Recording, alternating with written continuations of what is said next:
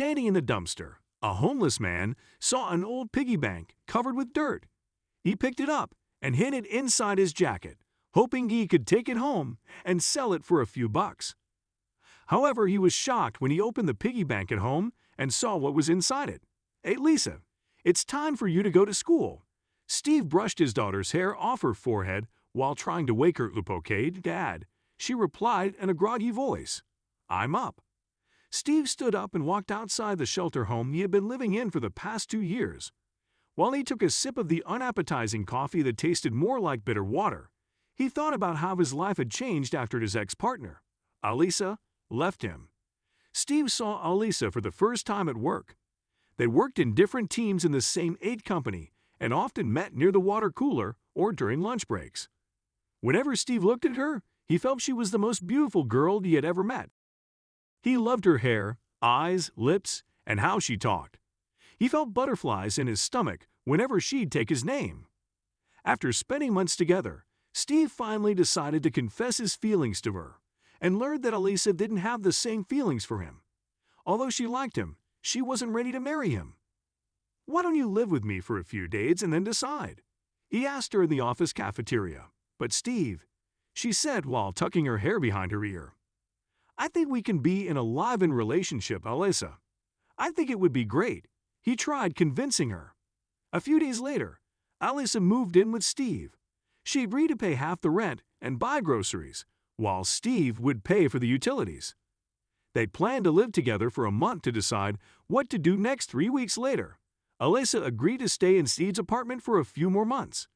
However, whenever Steve talked about marriage, she would immediately change the topic because she was afraid of the responsibilities of being Steve's wife. She thought he connected with her emotionally like no other man did, but she only wanted to have a good time with him. When he returned, he saw something that shook him. After living together for a few more months, Alisa realized she couldn't live without Steve. She told him she was ready to spend the rest of her life at his place, but marrying him was not part of her plans. "I don't think I'm made for marriage," she would tell him. "It's just not my thing, Steve. You know how I am." Despite wanting to marry her, Steve agreed to continue the live-in relationship with the girl he loved the most. He allowed her to live with him, unaware that she would soon become the mother of his child. "Oh my God!" She cried when she saw the positive pregnancy test. "We can't have a baby right now." While Alisa wasn't ready for the pregnancy, Steve felt excited when he learned he would become a father. Soon he convinced Alisa to keep the baby. He told her they would raise their daughter together. The couple welcomed their first baby and named her Lisa. As years passed, they watched her grow into a beautiful teenager who had inherited the perfect blend of traits from her parents.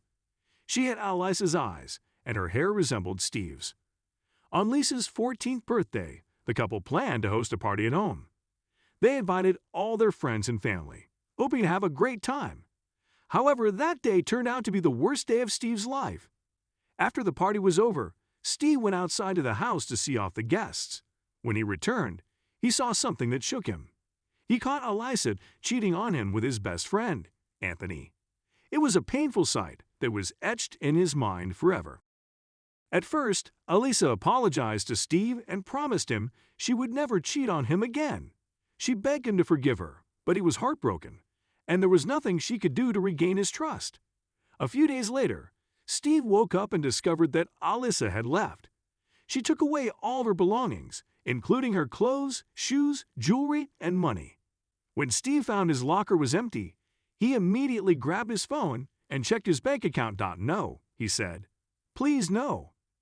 When he signed into his online bank account, he realized Alisa had taken all their savings. He shared a joint account with her, and it was empty now. The devastated father had no idea how he would raise his daughter with no money in his bank account. "This looks good," he said while shaking it near his ear. "I can't believe she would stoop so low." He punched the bedroom wall. "Why did she do this to me? I loved her wholeheartedly, and she ran away with Anthony." After losing all this hard-earned money, Steve only relied on his job to provide Lisa with the best of everything. However, it seemed like his life was going off track after Alisa left. A few months later, he lost his job and faced a series of layoffs for the next few months until the landlord kicked him and Lisa out of their apartment. Since he couldn't find an it-related job, he had to work odd jobs to make ends meet. He lived with Lisa in a shelter and was trying his best to move out. "Hey, Dad," Lisa said, interrupting Steve's thoughts. "I'm ready. Let's go?" "Sure," Steve smiled, kept his mug of coffee back in the kitchen, and walked his daughter to school. Every day, he would quietly visit the dumpster near her school to dig through it, hoping to find something precious the last time he visited it. He found a few valuable things that he sold for a few bucks. This time, he hoped the same and walked towards the dumpster. While walking towards it, he could see a piggy bank sitting on top of the pile of garbage. "This looks good," he said while shaking it near his ear. "I think it's empty, but I can sell it after cleaning it up." He looked around and quickly hid the piggy bank inside his jacket. Then he headed to the shelter, hoping to clean his dumpster find. Little did he know that he would stumble upon a life-changing sum of money inside it. "Well, let's see what's inside," Steve said while shaking the piggy bank near his ear. He didn't hear coins rattling, but the sound of paper rubbing against the piggy bank's metallic body. "Sounds like we have some banknotes inside." He smiled and opened the piggy bank. Upon peeking inside, he saw a folded piece of paper. "What's this?" he asked while pulling it out carefully, trying not to tear it. Once the paper was in his hand, he unfolded it and froze. "Oh my God, this can't be true." He gasped while his hand went to his mouth. He looked around, hoping no one at the shelter heard him. It turned out that the paper he pulled out was not ordinary. It was a check worth $100,000. But what further surprised him was the name written on it. "I can't believe it." He shook his head while his eyes were glued to the familiar name that once meant the world to him. "Oh, Alisa," he whispered while sliding his finger on her name written on the check. "You have no idea how grateful I feel right now." Since Steve had to go to work, he stuffed the check inside the piggy bank and hid it in his closet. Then he went to work and returned to the shelter with Lisa later that night. When his daughter went to the bathroom, Steve thought it was the perfect opportunity for him to take out the piggy bank and look at the check again. "What should I do with it?" he asked himself. "I can either keep it and use it to change my life, or I can return it to Alisa." "Dad, you should keep it," Lisa interrupted. "After all, she cheated on you and left us with nothing." After hearing his daughter's words, Steve thought she was right. He decided to keep the money with him because Alisa had already given him a lot of financial trouble. He thought this was the best way to make up for everything he had lost. He thought about it on his way back, but stopped midway when he realized what the right thing to do was. The following day, Steve went to the bank after dropping off Lisa at school. Before entering, he looked at the check in his hand and wondered if his decision was correct. "Should I keep Alice's money?" he thought. "Yes, I deserve it," he said before entering the bank and heading towards the check deposit counter. While he was about to enter his name and bank account details, he heard a familiar voice behind him. "She's in the hospital, and I need money for her treatment," the man said before Steve turned around, looked at him, and realized it was Anthony. "I can't access her bank account. I don't know what to do." Anthony continued talking on the phone. Meanwhile, Steve overheard his conversation and realized Alisa was in the hospital, while Anthony didn't have money to pay for her treatment. That realization made Steve rethink his decision to keep the money with him. He looked down at the check and thought he could save Alisa's life with it.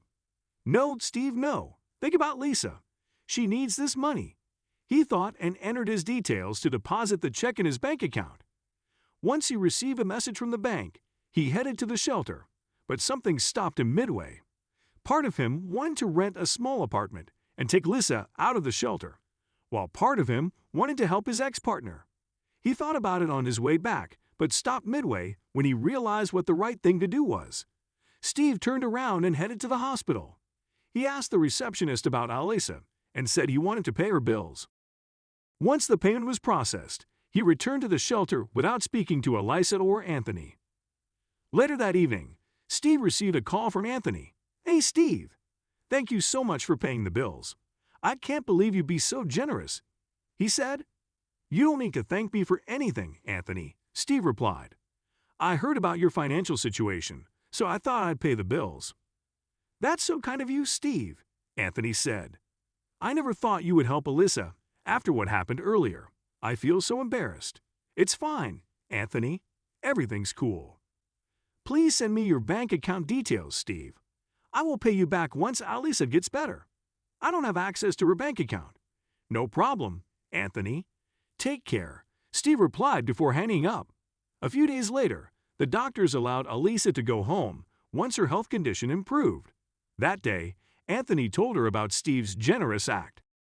Upon hearing Alice's offer, Steve smirked. I can't believe he paid for my treatment. That's so kind of him, she said. That's true, Anthony replied. Later that day, Alyssa called Steve and thanked him for paying the hospital bills. I'm so sorry for everything I did earlier, Steve. I shouldn't have taken all of your savings, she said. It's fine, Steve replied sternly. I'm returning the money you spent on my treatment, but I wanted to talk to you about something, she said. Sure, go ahead. I feel ashamed for leaving you and Lisa, so I thought I should share the money I took from you. I'll transfer half the amount to your bank account. Upon hearing Alice's offer, Steve smirked. You don't need to share the money, Alyssa. Just transfer the money I paid for you. That's all, he said. You've already shared half the amount with me, Alyssa, he thought. Steve never told her about the piggy bank he found in the dumpster. He kept it a secret and soon moved into an apartment with Lisa. A few months later, an ad company hired him for a full-time role, allowing him to quit his odd jobs. He lived happily with his daughter and never had to struggle to make ends meet. What can we learn from this story? Always be kind. Steve could have gone to the shelter instead of going to the hospital after he deposited the check in his bank account. He was kind and generous despite knowing his partner had cheated on him. Sometimes it's better to stay quiet. Steve could have told Alyssa about her check, but he kept silent because he feared she wouldn't return the money. Moreover, his silence also made her apologize for her mistakes.